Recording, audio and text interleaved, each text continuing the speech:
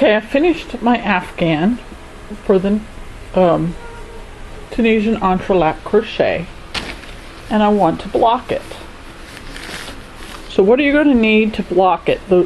First of all, you want to determine if you need to block it. Well, I'm laying it out here, and see there is a definite roll right here in the fabric, and I want to get that roll out, and it'll look a lot nicer once it's blocked too. There's one roll on each side. That's from where I did the slip stitches, and then I worked into the slip stitches. That's what I've been using is one of these big cardboard cutting boards. Now the problem, I used it for the last several Afghans I did. The pinholes, I don't know if you can see them. It leaves the pinholes in it, and then when you spray it with your spray bottle, the spray bottle over there, it warps the cardboard. So I've been looking at the before and after shots of blocked objects on Ravelry, and people were using their children's floor puzzles. These are just foam things, and you can get plain foam squares too, for flooring and that kind of thing you could use, but they've been using these. So I went to, it's also at a flea market, and I picked it up. So that's what I'm going to use for blocking mine. Another thing, I used to always use my iron. My iron does not have a steam boost button, even though it does says up for steam, and I'd have to hover it over the piece or use a press cloth to block my thing. Well, this part of the iron gets hot, and with acrylic yarn it will melt it, so you have to be extremely careful with an iron. But that's what you use if you don't have a steam. The Pro Steam product for professional results at home. We've been using this to steam clean, like when we had the puppy wet our bed, we cleaned the spot with it, and disinfected it and everything with the steamer. Use it for cleaning different things. And I was complaining about the iron, and my husband says, well, why don't you use the steamer? And I'm like, duh, I have a steamer. So what I'm going to do is I'm going to lay this out, pin out my Afghan onto the mat, and square it up with my yardstick.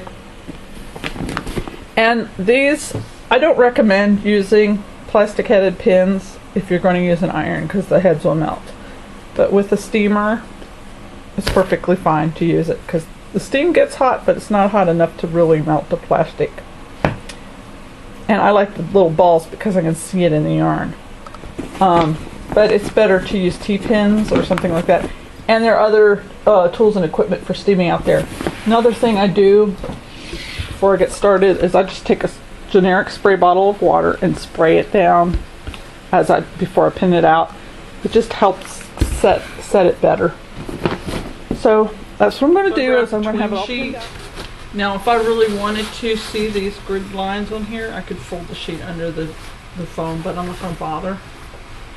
So I got the sheet laid out on top. Next, I'm going to take the Afghan. Now, most of the time, you're going to put the wrong side up when you block. But in this case, with Tunisian, the top side is the flat side. So I'm going to do it right side up on this. And I'm going to spread it out, and I'm going to pin it down into place, and I'm going to use a ruler to get my angles and my lines straight.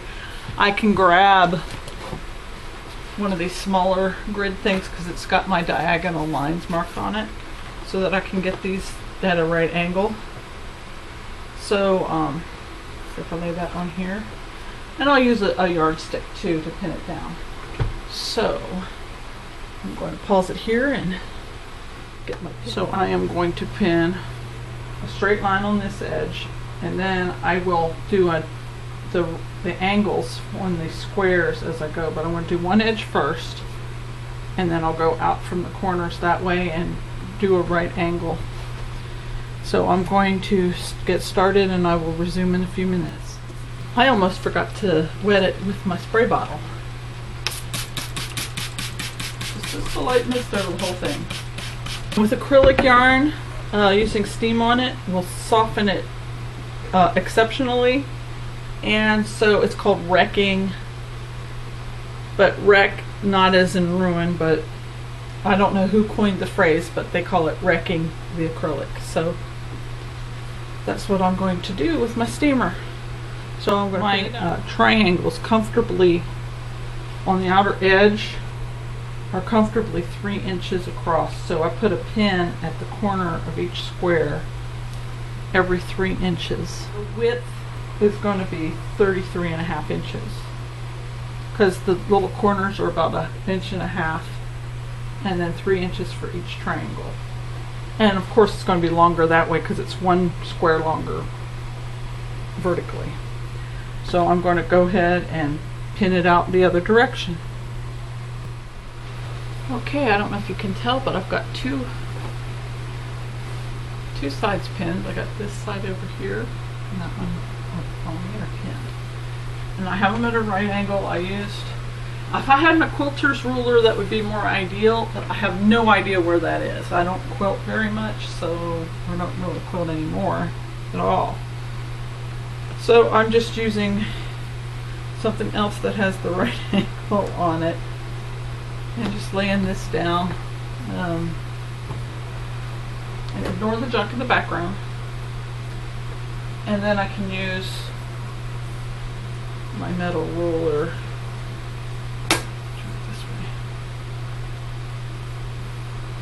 to make it a straight line.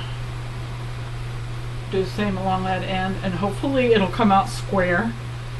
If I had my T-square or my quilter's ruler, it would be so much easier.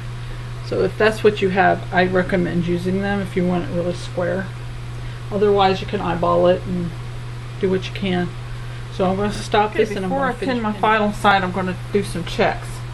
My first edge is 33.5 inches wide.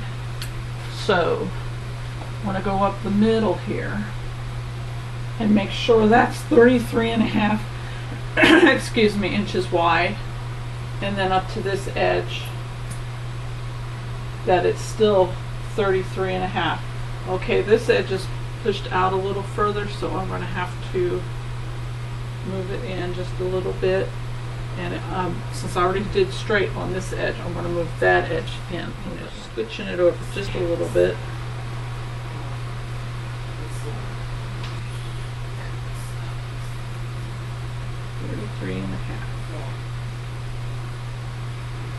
Okay.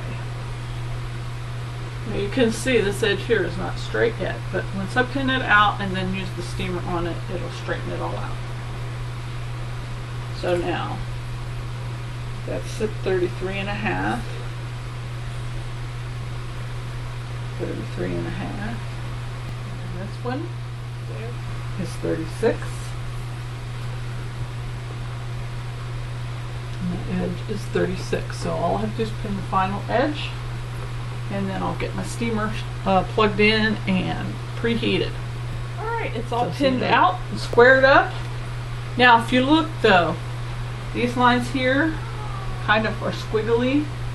Now if you're really concerned about them, you can take you want to take silk pins. You want rust proof pins when you do any blocking, but you wanted to have some without plastic heads. I have these with plastic heads on the outside edge, but I'm not going to touch those. So if you really want to, you can square off each segment on mine, but I am not going to worry about that on this. I'm just going to, you know, eyeball straighten it and finger press it. Use this again. I have a fan blowing over here, so things are drying pretty fast. It's 100 degrees outside here in Texas today. So yeah, it's not the best day to choose to do some steaming, but I'm going to. My air conditioner is going to work double time here. Focus on the most are these diagonal lines that curl. Those are the ones that are the main things we want to square off here. Alright, so let me get out my equipment here and show you what that is. Now, every manufacturer's steamer, just follow the manufacturer's instructions on it. This is what it looks like. I don't have the cap on it because you want them to dry out. You don't want to get moldy or mildew inside it. With a funnel and a measuring cup. And it's got attachments. Just like a vacuum cleaner hose has attachments. And it has these little socks that cover the ends of the attachments. Just stretch that over the end of the attachment.